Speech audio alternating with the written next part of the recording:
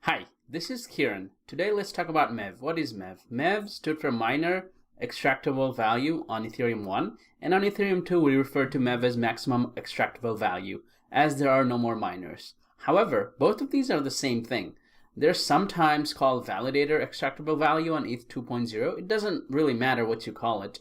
MEV is a measure representing the total value that can be extracted permissionlessly from the reordering, inclusion, or censoring of transactions.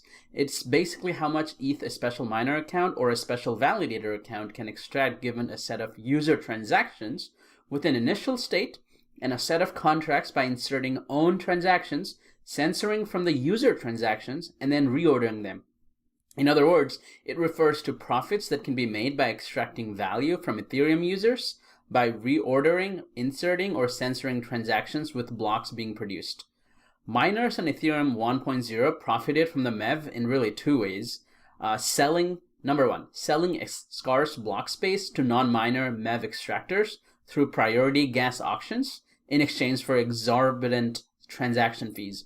What is a priority gas auction, you might ask? Well, as pure arbitrage opportunities offer unconditional revenue, bots often competed against each other by bidding up the transaction fees, or gas, in the PGAs, priority gas auctions, which further drives up fees for other users.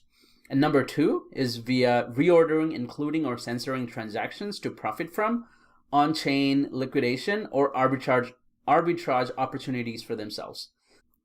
MEVs are powerful because it shows how reordering transactions can give rise for front-running and sandwich attacks. There are also other attacks possible with the use of MEVs though, such as DEX arbitrage. This is basically if two DEXs are offering a token at two different prices, someone can buy the token on the lower price DEX and then sell it on the higher price DEX. This creates an arbitrage opportunity. Front-running is another one. Searchers basically use customized front-running bots to monitor the network for large orders on DEXs and submit competing transactions with higher gas fees to be mined before the pending transaction. Number three is sandwich attacks. Sandwich attack follows a specific course. It basically detects the victim transaction, front-run the victim's transaction, then victim transacts and suffers higher slippage, and then finally the attacker then backruns the victim. That's how a sandwich attack is done. There are also other types of attacks such as backrunning, liquidations, time bandit attacks, the uncle bandit attacks, and so on and so forth. MEV cannot be removed 100%, but they can be minimized. So how do we actually do that as users? Some of the ways to mitigate front running are to basically avoid low liquidity pools.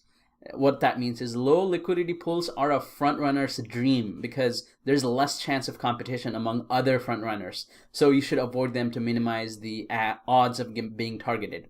Second way you can minimize is by setting low slippage. Most DEXs, decentralized exchanges, allow users to set a maximum slippage tolerance. So you should keep this value very low, somewhere around 0.5 to 2% to avoid front runners. The larger your order, the lower you will want to keep your slippage.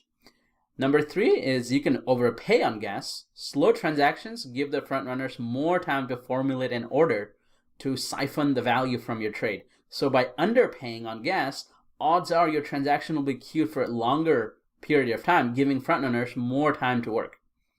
Consider overpaying on gas to improve the priority of the transaction in the form of fast gas option on your wallet like MetaMask. Number four is you can place a smaller order. Front runners usually need to risk a lot to win, very, very little. So keeping your order to a smaller amount means you're less likely to be targeted by front runners. That doesn't result in much profit for them in the first place. Other ways to really mitigate MEV, the attacks that are possible with MEVs are commit and reveal strategy, off-chain ordering, oracle ordering of the transactions, determining the minimal expected value. Now, getting back to the original topic of the video, does MEV exist on Ethereum 2.0, whereby there are no miners at all to begin with? Well, since the transaction ordering process in ETH 2 is the same as that of proof of work Ethereum, which is ETH 1, it is reasonable to think that MEV opportunities will still exist as we know them today. Well, to put it simply, the expected profit for a validator is determined by two factors. Number one is MEV availability. Does the network expose significant MEV at the time the validator is a proposer? And the number two is MEV expertise itself. Does the validator have the expertise to extract the MEV? So MEV is still possible on ETH 2.0. However, it depends on the amount of Ethereum staked by the validator and if the validator has knowledge and infrastructure to extract the MEV. While most validators may not have this capability, it is still possible. One alternative is to use external builders, which can propose a block with a significantly larger profit to the validator. As such, MEV won't really go away. MEV is like crypto's version of Wall Street front-running.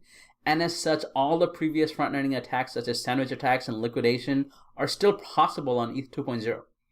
MEV works nearly the same as it does on ETH 1.0, although you may need to be more knowledgeable and have enough firepower to pull it off. So you should still strive to develop your smart contracts as securely as possible.